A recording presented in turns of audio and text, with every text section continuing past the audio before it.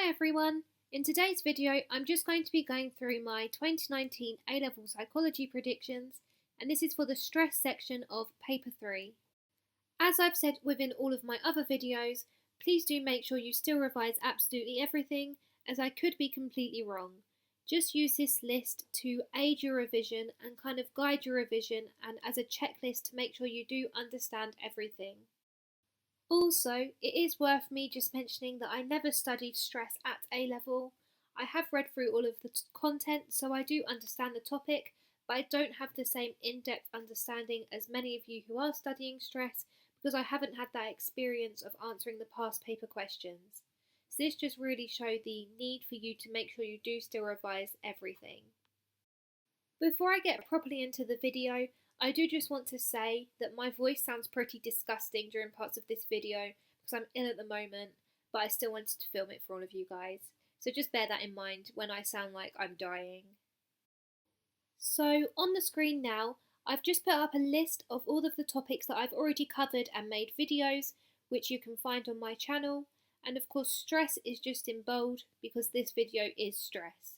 You'll notice that the only video I've got left to cover is cognition and development, which I will be uploading as soon as possible. So first of all, what was in the 2018 paper?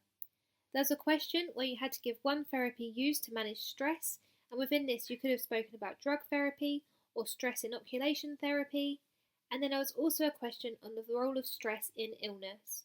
There were also some research methods questions within this section too. So what kind of things could we see in the 2019 paper? First, you have the sources of stress, which include the subtopics life changes, daily hassles, and workplace stress. For the topic life changes, you need to ensure that you know about what life changes actually are. You'll also need to know about the link between life changes and illness. Finally, you need to make sure that you know some of the research into life changes, such as that by Rahi, whose name I don't know if you pronounce it like that. Next, you have the topic of daily hassles. Within this, you need to know about what daily hassles are.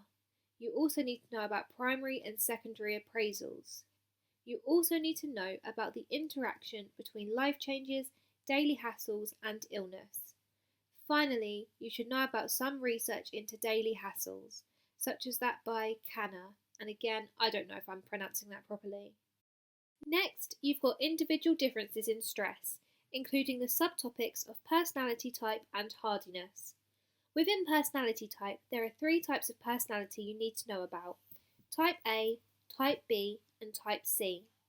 Type A has been described by Friedman in terms of 3 different groups of behaviour. These are competitiveness, time urgency, and hostility. The Type B personality has also been researched into. These people are more relaxed, tolerant, reflective, and less competitive. The Type C personality has been described as manifesting pathological niceness. They also try to be patient, compliant, and passive. However, they also tend to be repressive of their emotions. There is also a series of research studies that go alongside these personality types, of which you should try and know a few.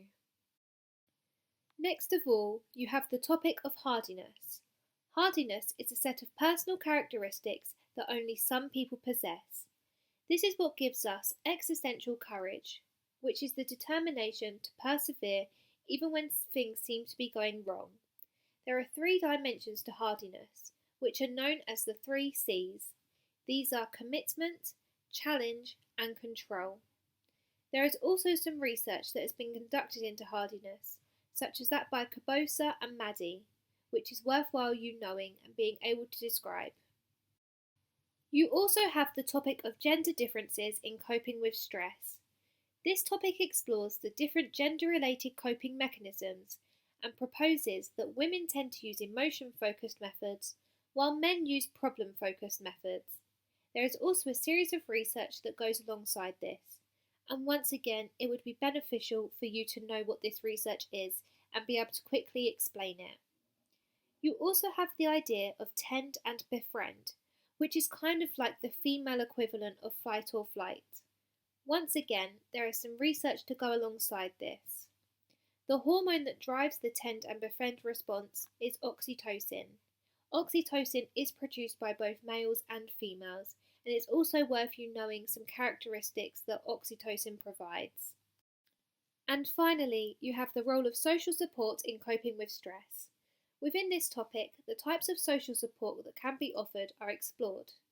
These are instrumental support, which is practical support, emotional support, which the clue is in the name, this is emotional, and esteem support, which is where you try and restore someone's faith in themselves. Within this topic, again, you also have a series of research that goes alongside the idea of social support, such as that by Cohen. And once again, it's worthwhile you knowing what this research is and what the findings of this research were, and how it can be applied to the role of social support in coping with stress. And once again, as with all of my other Topic 3 videos, I've just put here about the possibility of there being a comparison question. If this were to come up, it's likely to come up where you need to compare two subtopics. For example, you may be asked to compare two different topics that are the sources of stress. For example, life changes and daily hassles. And then of course, we have seen research methods appear here pretty much every single year, so you do need to make sure that you're still up to date on your research methods revision, which hopefully you will be, as you should hopefully have revised it for paper 2. If it does come up, it can go one of two ways. It can either be worth just a few marks, or it can be worth the majority of marks. And we have seen both of these cases happen across the different topics within paper 3, so just make sure you're prepared for this. And I just wanted to make a note that the topics you see written in red, so here it's life changes and daily hassles, are just the topics I think are most likely to come up. Not necessarily as a 16-mark question, but just somewhere within the paper. That doesn't, however, mean that the topics in black and the topics not included won't come up, because of course we don't know until the actual exam takes place what is going to come up. As always, if you have any questions, feel free to leave them down below, and if you see that someone else has asked a question and you feel like you know the answer to it and you just want to help them out, feel free to respond. It's always nice that we're helping each other. With all of that being said, I just want to say a huge good luck to all of you. You're very nearly done now, so just push through with your last bit of revision, and good luck for your final exam on Friday. And then also, just on screen here, I've just put some of my final things to remember, so you can just have a read through this to make sure you're prepared for your exam.